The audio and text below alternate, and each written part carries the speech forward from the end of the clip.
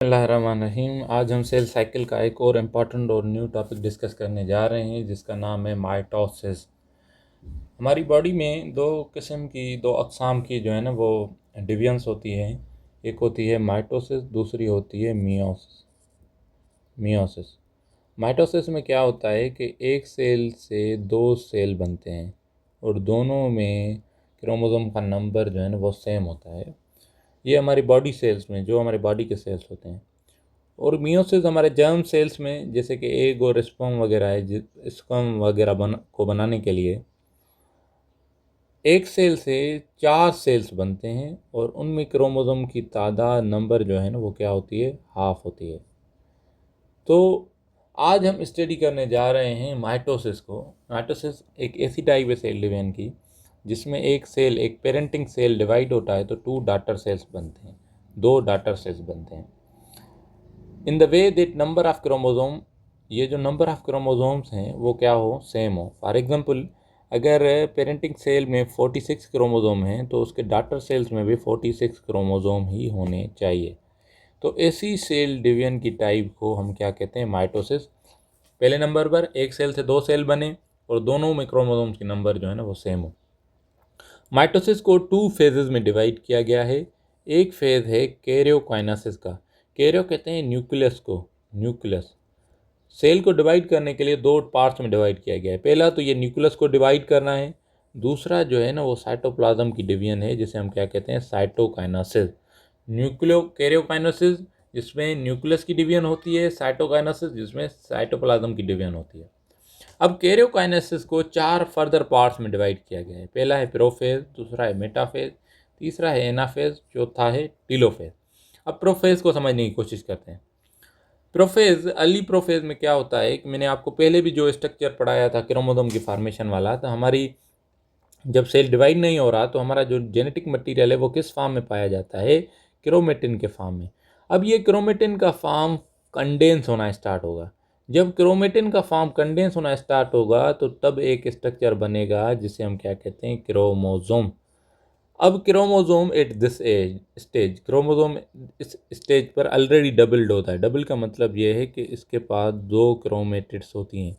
ये भी आपको मैं पढ़ा कराया हूँ, दो क्रोमेटिड्स होती हैं। तो already doubled consist of two chromatids, एक क्रोमेटिड ये, दूसरी वाली ये। इसके बीच में क्या होता है, सेंट्रोमियर होता है अटैच, एक प्रोटीन जो इस दोनों को बाइंड करता है। अब ये चीज़ें इस फेज़ में क्रोमोसोम का अपीयर होना स्टार्ट होगा। अब क्या बता रहा है कि nuclear membrane gradually disappears. Nuclear membrane जो थी वो आस्ते आस्ते डिसअपियर होना शुरू हो जाएगी। At the same time centrosome divide to form two centrioles. अब जो सेंट्रोसोम थे वो क्या करेंगे, डिवाइड होना स्टार्ट होंगे। जब सेलुलर आर्गेनिल में आपको पढ़ा रहा था तो उसमें हमने आर्गेनिल पढ़ा था सेंट्रोसोम। सेंट्रोसोम क्या करते हैं, डिवाइड होना स्टार्ट होते हैं। जब डिवाइड होना स्टार्ट होंगे तो एक से दो में तब्दील हो जाएंगे और क्या करेंगे, move toward opposite pole. Opposite pole की तरफ मूव करना जो है ना वो स्टार्ट कर देंगे। Animal cell form spindle fibre, ये स्पाइंडल फाइबर जो है ना वो फार्म करते हैं। सेंट्रोल्स जो है ना वो एब्सेंट होते हैं प्लांट सेल्स में। अब ये जो प्रोफेस सारा का सारा वो समझने की कोशिश करते हैं। पहले नंबर पर देखो कि न्यूक्लियर इन्वेलप जो है ना डिसइंटीग्रेट होना स्टार्ट हो रही है। अब ये देखो न्यूक्लियर इन्वेलप क्या हो रही है, डिसइंटीग्रेट हो रही है। इसमें ये देखो होल क्रिएट हो रहे हैं, यहाँ पर भी देखो डिसइंटीग्रेट होना स्टार्ट हो गई। अब ये जो सेंट्रियोल है, ये सेंट्रियोल डिवाइड होंगे और सेंट्रियोल जो हैं वो अपोजिट पोल की तरफ मूव करना जो है ना वो स्टार्ट कर देंगे। अब ये देखो यहाँ पर थे, अब यहाँ से देखो तो ये आराम से जो है ना मूव करना स्टार्ट कर दें। और दूसरे जो हैं ये जो हैं ये एक धागे नुमा स्पाइंडल फाइबर्स, जिसे हम क्या कहते हैं, स्पाइंडल फाइबर्स, वो छोड़ने जो है ना वो स्टार्ट कर देते हैं। अब ये जो क्रोमेटिन मटेरियल था, ये जो आपको पढ़ाया था मैंने, क्रोमेटिन मटेरियल अब किस में कन्वर्ट हो रहा है, क्रोमोसोम। ये देखो क्रोमोसोम की दो आर्म हैं, बीच में सेंट्रोमियर प्रोटीन है, ये क्रोमोसोम में कन्वर्ट होना स्टार्ट होगा। तो पहले नंबर पर आपको ये याद रखना है कि क्रोमेटिन कन्वर्ट होगी किस में, क्रोमोसोम्स में। उसके बाद दूसरे नंबर पर आपको ये याद रखना है कि न्यूक्लियर एनवेलप डिसइंटीग्रेट होगी। तीसरे नंबर पर क्या है कि सेंट्रोसोम डिवाइड होना स्टार्ट होंगे। चौथे नंबर पर आपको क्या याद रखना है, स्पाइंडल फाइबर्स जो है ना वो छोड़ना जो है ना वो शुरू कर देंगे। अब इस फेज के बाद आता है मेटाफेज। मेटाफेज के दौरान क्या होता है कि each chromosomes arrange itself on equator. Equator का मतलब है बीच वाली लाइन। क्रोमोसोम अपने आप को बीच वाली लाइन पर जो है ना वो अरेंज करना शुरू कर देगा।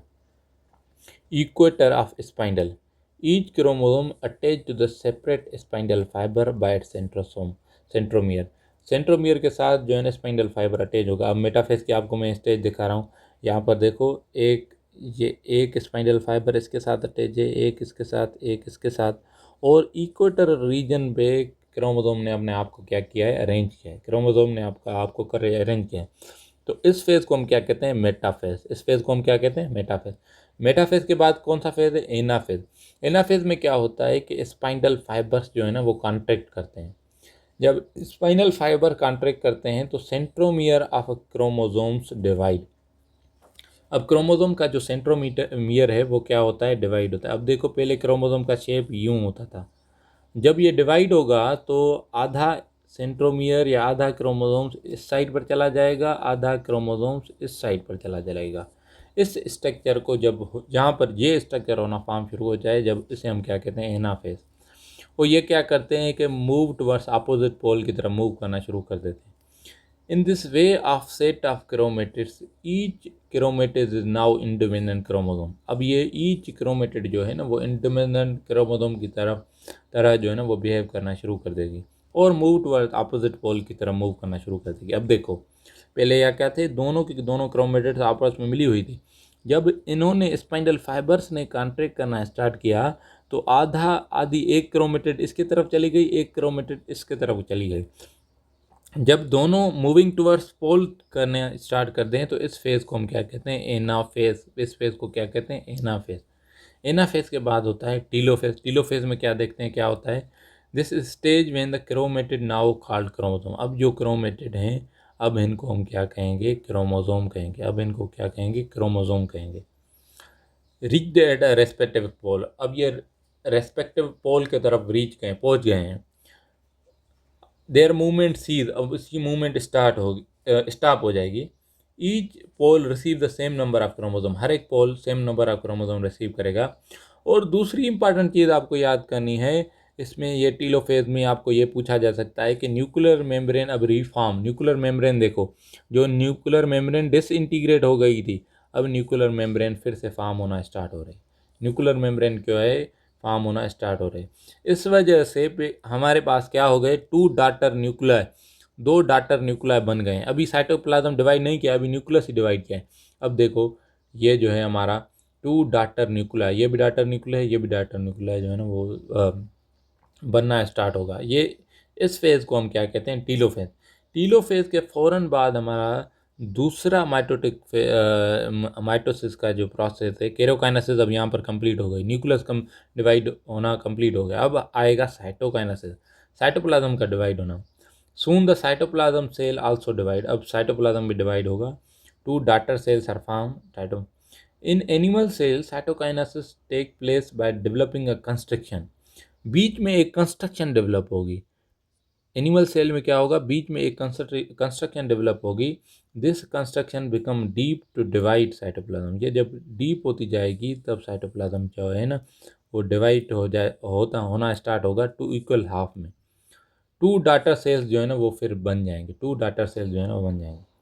प्लांट सेल्स में, इन प्लांट सेल इट आकर बाय डेवलपिंग सेल प्लेट, क्योंकि प्लांट सेल में सेंट्रल वगैरह नहीं होते, तो इस वजह से भी, या प्लांट में ये एक अलग स्ट्रक्चर होता है सेल को डिवाइड करने का। ये कंस्ट्रक्शन वगैरह फॉर्म नहीं होती, क्योंकि प्लांट सेल में जो है ना सेल वाल होती है, इस वजह से सेल वाल टफ होती है। तो ये ऐसी कंस्ट्रक्शन, ये इनवर्ड मूवमेंट जो है ना, ग्रूव जो है ना वो बनता नहीं है।